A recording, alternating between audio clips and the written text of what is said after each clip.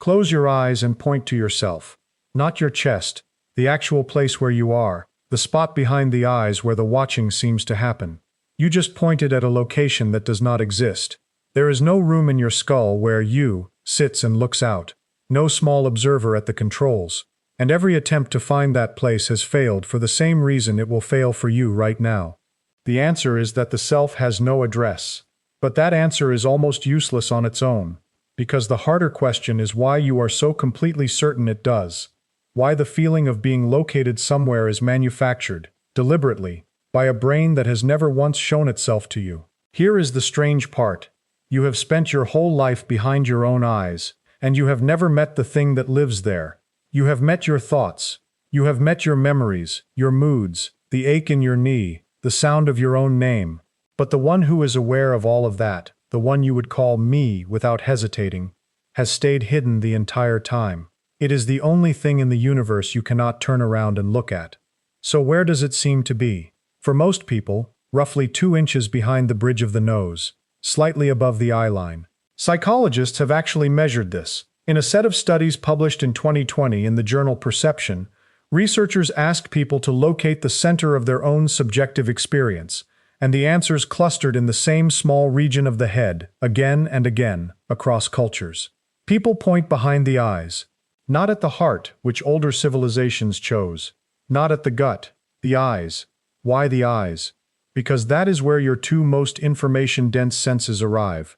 Vision and hearing both feed into the head, and the brain builds its sense of hear at the place where the richest data comes in. But that is already the first crack in the story. The place you feel yourself to be is not where you are. It is where your sensors are densest. A blind person from birth reports the center of self differently. Move the sensors, and you moves with them. Which raises the question the rest of this hangs on. If the location of the self can slide around based on where the data comes in, then the self is not a thing sitting in a location.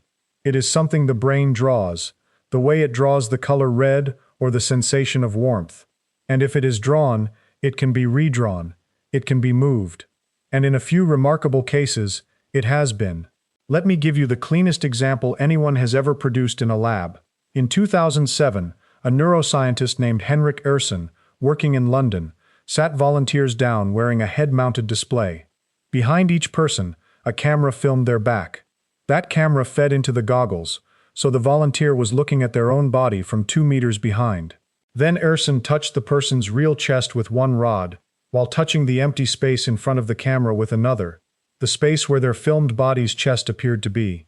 2 touches, seen and felt at the same instant. Within seconds, the sensation moved. People reported that they were standing behind their own bodies, looking at themselves. Not imagining it, feeling it. The center of me had relocated to a point in empty air, where no body existed at all.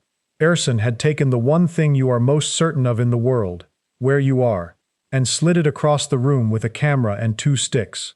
So what does that tell us? It tells us the feeling of being located is not a readout of a fact. It is a construction, assembled continuously, and it can be fed false ingredients. The brain is not reporting where you are. The brain is deciding where you are, moment to moment, based on evidence, and the evidence can be forged. Now, before this gets too clean, I want to be straight with you about something, because this experiment gets oversold constantly. You will hear people describe out-of-body illusions as if the volunteer fully believed they had left their skin, permanently convinced, floating free. That is not what the data show. The effect is real, and it is measurable. Ehrsson recorded stress responses when the phantom body was threatened with a hammer, which means the brain had genuinely reassigned some of its ownership. But it is partial. It is fragile. People know something strange is happening even while it happens. The honest version is smaller than the viral version, and it is still one of the most unsettling things ever measured about the mind. Here is a way to hold it. Think of the self not as a resident but as a projection, the way a movie is a projection. When you sit in a cinema, the story seems to happen up on the screen. The characters are up there. The space is up there. But nothing is up there except light hitting cloth. The whole world of the film is being assembled behind you, in a machine you never look at, and thrown forward onto a flat surface. Your sense of being behind your eyes is exactly that. The screen is your field of experience. The projector is somewhere in the neural machinery you have no access to, and you have spent your life pointing at the screen and calling it the projector. If that reframes something for you, and there is a stranger layer coming, one that questions whether the projector even exists as a single thing, subscribe now, because that part is a few minutes away, and it is the reason I wanted to make this at all. So let us go looking for the projector. If the self is not where it feels like it is, maybe it is somewhere else in the brain, some specific structure, a command center. This was a serious scientific hope for a long time. Find the neural seat of the self. Find the place where all the information comes together and the experience happens.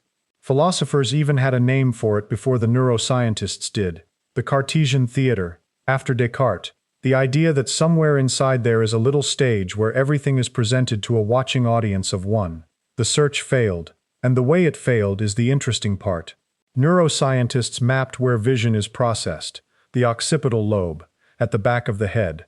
They mapped where sound is handled, where language lives, where faces are recognized in a patch called the fusiform face area, where your sense of your body's position is assembled in the parietal cortex. Every function had a place, or several places.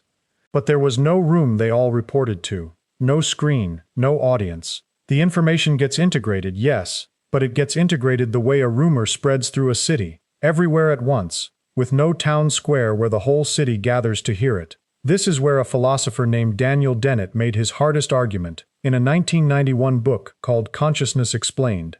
There is no Cartesian theater, he said, because there is no one inside to watch it. The moment you imagine a little self sitting in the brain watching the show, you have to ask who is inside that little self's head watching its show. And you have started an infinite regress, watchers inside watchers, all the way down, and it never bottoms out. The theater cannot exist because the audience cannot exist. Sit with the shape of that for a second, because it is doing something quiet and enormous. It is not saying the self is hiding somewhere clever. It is saying there is no hiding place because there is no thing to hide. Now here is a recognition beat, something you have almost certainly felt. Have you ever driven home and arrived with no memory of the drive? 20 minutes of steering, braking, checking mirrors, reacting to other cars, competent, careful, correct, and no one was home for any of it. You were not there, and yet everything got done. That is not a malfunction. That is a glimpse of the ordinary truth. Most of what you call you runs without any self present at all. The self was not required. It only shows up sometimes, tells a story afterward, and takes credit for the whole trip. So if there is no place and no permanent resident, what is actually there? This is where I have to slow down, because the next idea is the one that took me longest to accept, and it may take you a while too. What is there is a process, not a thing, a happening. The self is a verb wearing the costume of a noun. Consider a whirlpool. Point to a whirlpool in a river and you can see it clearly. Name it, watch it spin. Come back an hour later and find it still there in the same spot. It has a shape. It has an edge. It seems like a thing. But there is no whirlpool stuff. There is only water, moving in a pattern that sustains itself. Every molecule in the whirlpool right now will be a mile downstream in a minute, replaced by new water, which will also leave. The whirlpool is not the water. The whirlpool is the pattern the water is currently making. You are the whirlpool. The atoms in your brain today are not the ones that were there years ago, but the pattern held, and so, you held. And the pattern is the only thing that was ever really you. That is the cross-field collision I want to plant here, and it comes from thermodynamics. A living thing is what physicists call a dissipative structure, an ordered pattern that exists only because energy is flowing through it. A candle flame is the textbook case. The flame has a shape, a boundary, a stability. Blow gently and it wavers and recovers. But the flame is not a substance. It is a self-sustaining reaction, and the instant the flow of wax and oxygen stops, the flame does not go somewhere. It simply stops being. Your sense of self is a flame. It looks like an object because it is stable, and it is stable because energy is pouring through your neurons every second to keep the pattern lit.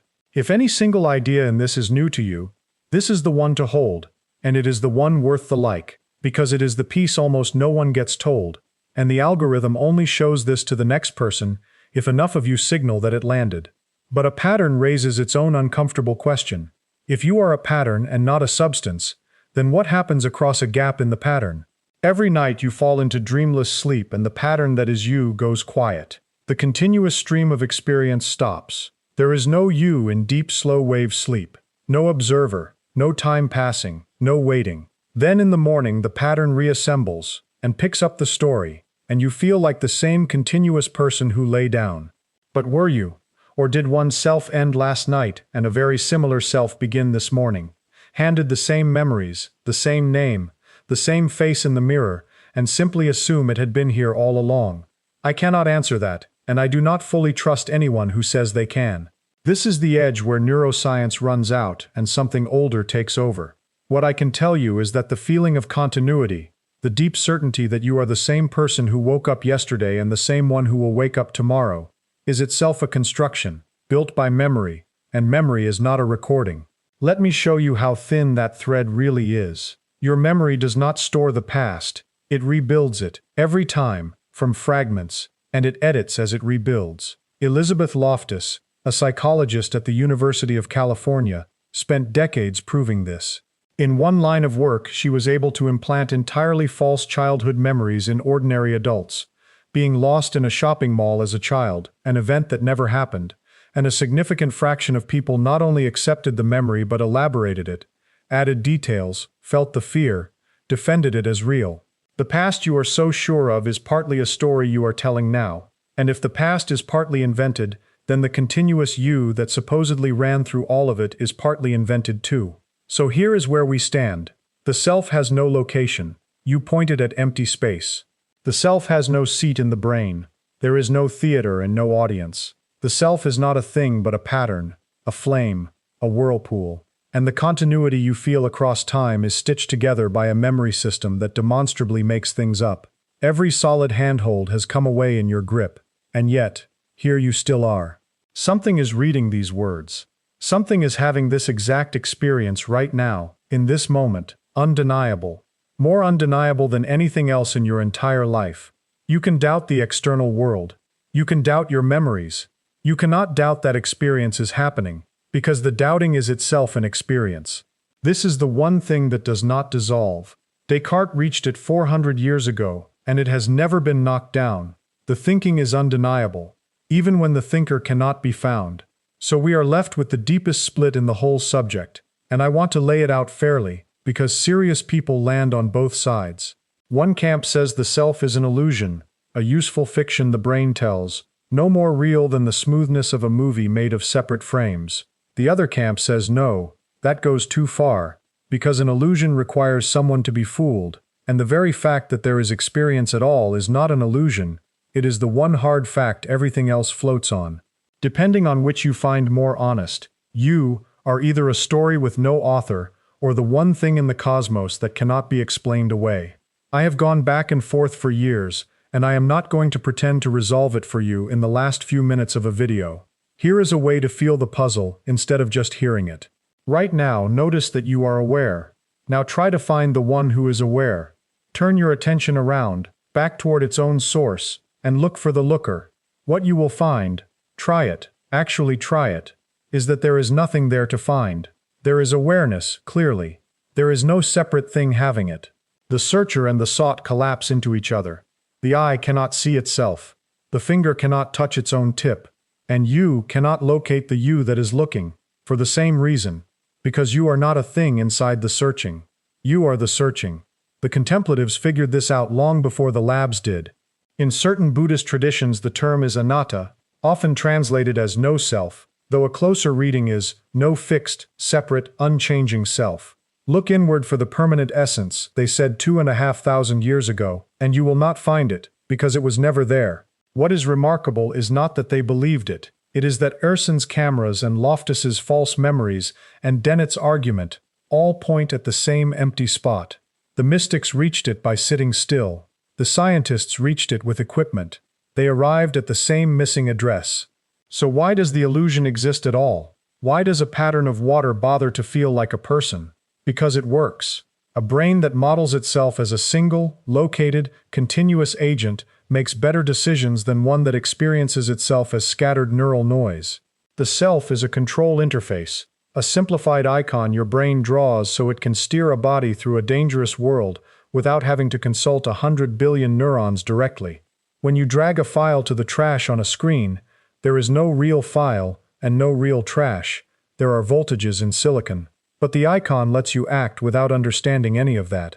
You are the icon your brain uses to operate itself. Useful, vivid, and not the underlying thing. I would guess that some of you feel a small vertigo right now, and some of you feel something closer to relief, and I am genuinely curious which one landed harder. That is the kind of thing only you can answer from the inside. If you know someone who has spent their life certain they were a single fixed thing behind their eyes, send this to them, not to unsettle them, but because the question is better company than the certainty ever was. Because here is what does not go away when the self dissolves. The experience remains. The morning light through the window remains. The warmth of another person's hand remains. The taste of coffee. The particular sadness of a song you first heard at 19. Losing the little man behind the eyes does not empty the world. It does the opposite. When you stop believing there is a separate you standing apart from experience, watching it from a private booth, the distance closes. There is no watcher and the watched. There is only the watching, and you are not behind it. You are it. You went looking for the place where you live and found no one home, and the house was never empty. There was only ever the living, and no one who needed to be found.